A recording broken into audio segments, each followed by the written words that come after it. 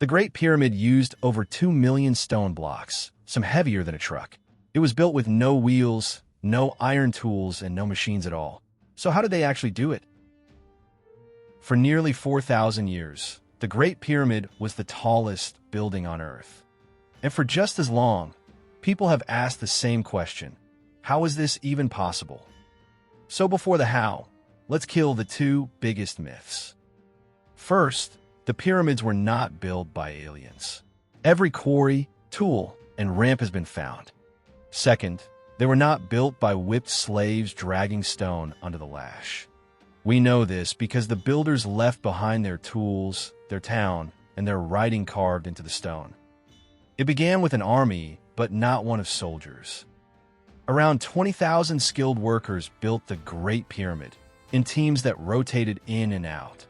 They were paid, housed, and fed thousands of loaves of bread and jugs of beer every single day. Archaeologists even found their town, their bakeries, and their tombs right beside the pyramid. The crews were proud and left graffiti with names like Friends of Khufu and Drunkards of Menkaure. This was not misery. It was the largest, best organized construction project of the ancient world. But an army still has to cut 2 million blocks of stone. Most of the pyramid is soft limestone, quarried just a few hundred meters from the site. Workers cut it with copper chisels and wooden mallets, then levered the blocks free. The hard granite for the inner chambers came 500 miles away from Aswan. They shaped that granite by pounding it for weeks with balls of dolerite and even harder rock. Now for the real puzzle: moving stones that weigh as much as a truck. For the heaviest granite, they used the Nile itself, floating the blocks downriver on wooden barges. On land, gangs of men dragged each block on a wooden sledge across the open sand. And their secret was almost absurdly simple. They poured water onto the sand right in front of the sledge.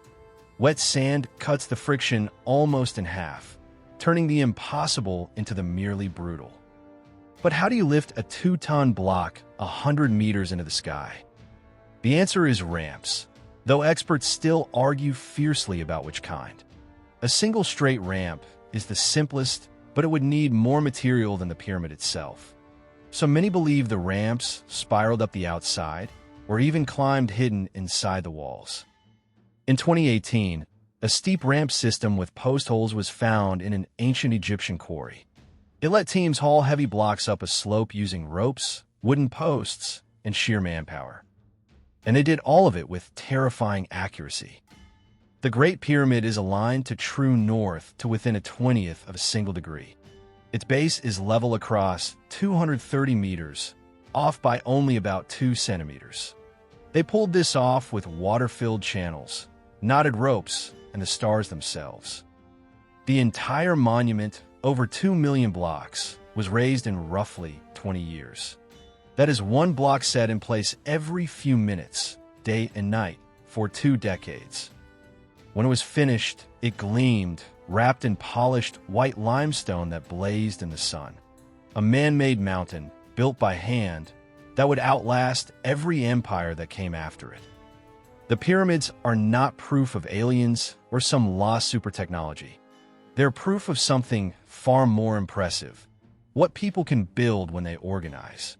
4,500 years later, they still stand in the desert, daring us to explain them.